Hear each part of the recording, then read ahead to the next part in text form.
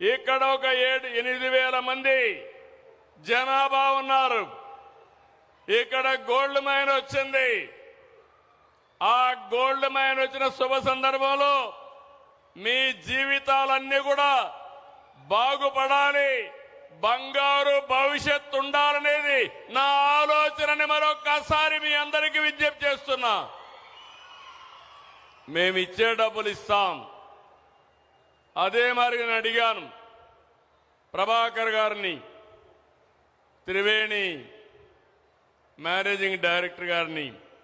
I requested him, you adopted this village, make a model village. You are capable of changing total people's future. Why can't you adopt? Ante he agreed to adopt. He is going to make Swarnagiri as a model village with a true spirit. That is my appreciation. నేను ఒకటే మిమ్మల్ని అందరినీ కోరుతున్నా, నిన్నటి వరకు first time ఎవరు చెప్పలేదు రాయలసీమ రాళ్లసీమ కాదు, ఎడారి కాదు, రాయలసీమని రత్నాల సీమగా తయారు చేస్తారని అనేక సందర్భాల్లో చెప్పాను.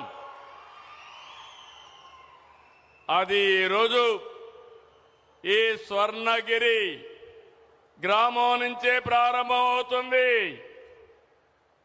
ఒకప్పుడు కేజీఎఫ్ ఉంది, కోలార్ గోల్డ్ ఫీల్డ్. ఇప్పుడు దేశమంతా మాట్లాడబోయేది స్వర్ణగిరి గోల్డ్ ఫీల్డ్. దేశంలో బంగారు ఎక్కడ ఉత్పత్తి అవుతుందంటే మన స్వర్ణగిరి నుంచే. అదే విషయం మనందరం గుర్తుపెట్టుకోవాలి.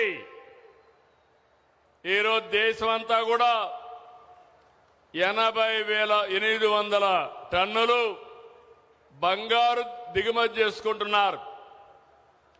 చమురు తర్వాత దేశం అత్యధికంగా దిగుమతి చేసుకుని విదేశీ మారక ద్రవ్యాన్ని ఖర్చు పెట్టే ఏకైక దిగుమతి బంగారం. భారతదేశం ఎప్పుడు కూడా బంగారం పైన మమకారం. ప్రతి ఒక్కరు కూడా కాస్తో కూస్తో బంగారు ఉంటే దానివల్ల చాలా భరోసాగా ఒక ఇంటికి గౌరవంగా ఆలోచిస్తాం. అయితే ఈరోజు మన దగ్గర కనీసం సంవత్సరానికి 1 టన్ను ఉత్పత్తి అవుతుంది.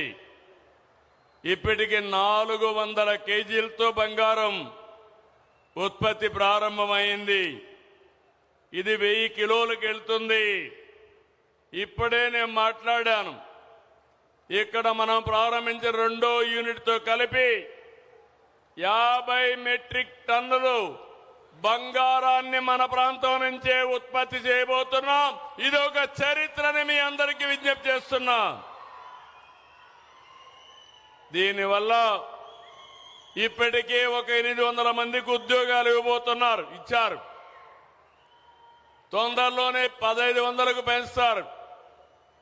ఇవన్నీ కానీ అయితే 5,000 మందికి ఈ స్వర్ణగిరి గోల్డ్ మైన్స్ లోనే, గోల్డ్ ఫీల్డ్ లోనే ఉద్యోగాలు వస్తాయని చెప్పి మీ అందరికీ విజ్ఞప్తి చేస్తున్నా.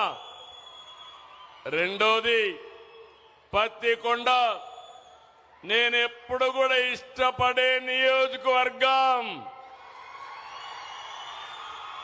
ఇప్పుడే కాదు, తెలుగుదేశానికి కంచు కోట ఈ పత్తికొండ నియోజకవర్గం.